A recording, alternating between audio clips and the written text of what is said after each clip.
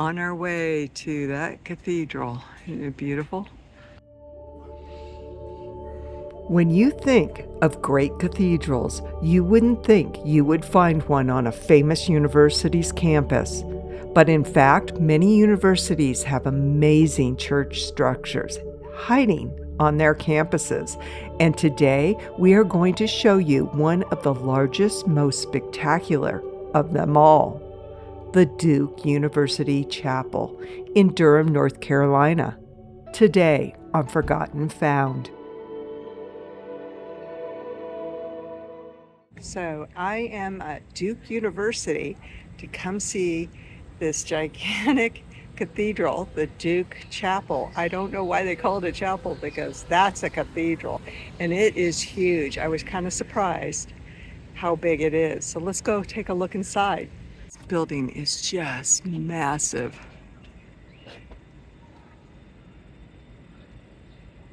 I mean, look at the size of it. First, let's start with why they call it a chapel when it looks like a European Gothic cathedral. It is not an official cathedral because it is not the seat of a bishop, and it serves an interfaith community for the campus rather than a specific diocese. Cathedrals are defined by their function as the seat of a bishop. Duke's campus chapel was built as a central, non-denominational spiritual hub for students, faculty, staff, and the community. The church was constructed from 1930 to 1932. The chapel stands 210 feet tall, making it one of the tallest buildings in Durham County, North Carolina. So let's go over here, go inside. This is just massive, absolutely massive. Come around.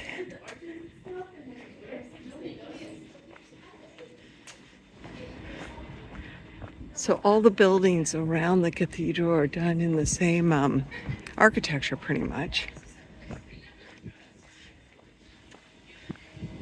But this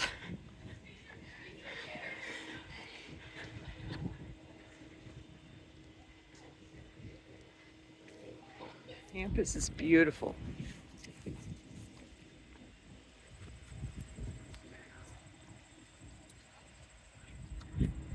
So we are going to go in. They have a tour. They have tours here, and they are usually around lunchtime. We're not going to do the tour because we've got other things we need to do. But it is Sunday, so they already had service, so I don't think we're going to run into any issues going in. But this is right here where they removed the statue right there. As you enter the building, you are greeted by several statues.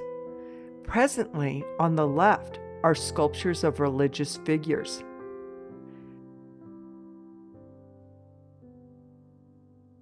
On the right is the U.S. President Thomas Jefferson, an empty alcove, and American poet and musician Sidney Lanier.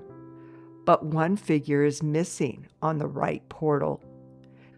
The empty alcove was once for Civil War Confederate General Robert E. Lee. He was portrayed wearing a belt bearing the inscription U.S. rather than CSA for Confederate States of America. The U.S. was chiseled down, but it still was faintly visible. But following nationwide protests over Confederate monuments, it was vandalized, and for the safety of the statue and the community, it was removed by Duke University in August 2017. That position remains empty for now. This is the other side. So let's go in.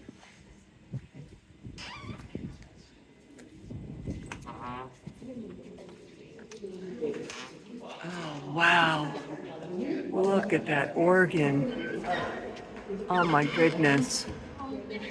This is gorgeous. Type City organ right there. Yeah. Architecture's just amazing.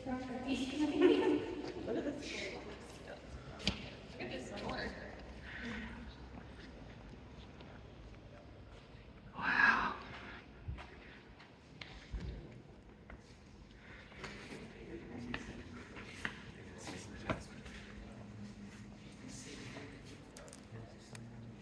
Oh my goodness. I mean, look at next to the people, you can really see how big this is. It's definitely the sacred geometry. Oh, this was definitely worth the trip here. This is amazing. And there's one of the tours that we're not taking, but the stained glass is amazing. The chapel has 77 windows featuring beautiful stained glass. They are said to be constructed from over 1 million pieces of glass. Wow, that's a lot of colored glass. The windows depict scenes and characters from the Bible and represent between 800 to 900 figures.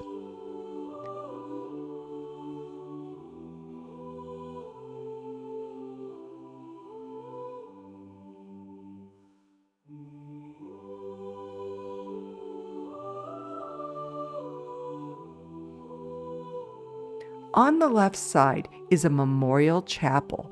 Within the chapel are tombs with amazing effigies of the university's benefactors and namesakes. Washington Duke and his two sons, James B. Duke and Benjamin N. Duke, are entombed there. The tombs weigh 30 tons and are carved of white marble. Let's go take a look. So this is James Duke, born in 1856 and died in 1925. Just a beautiful, absolutely beautiful sculpture.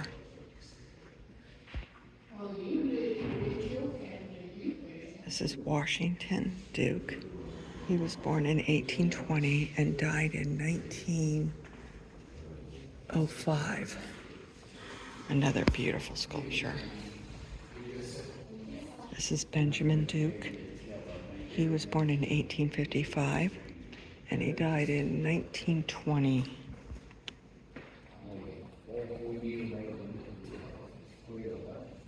Down here's the crypt. And this is previous presidents of Duke University.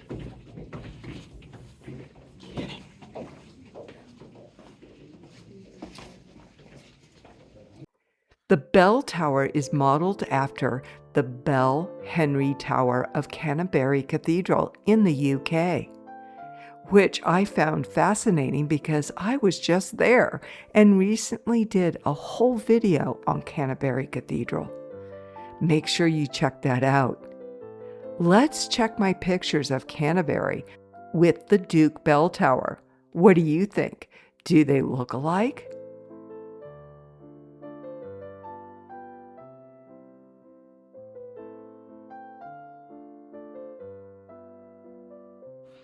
I hope you enjoyed this excursion of this hidden gem on the Duke University campus in Durham, North Carolina.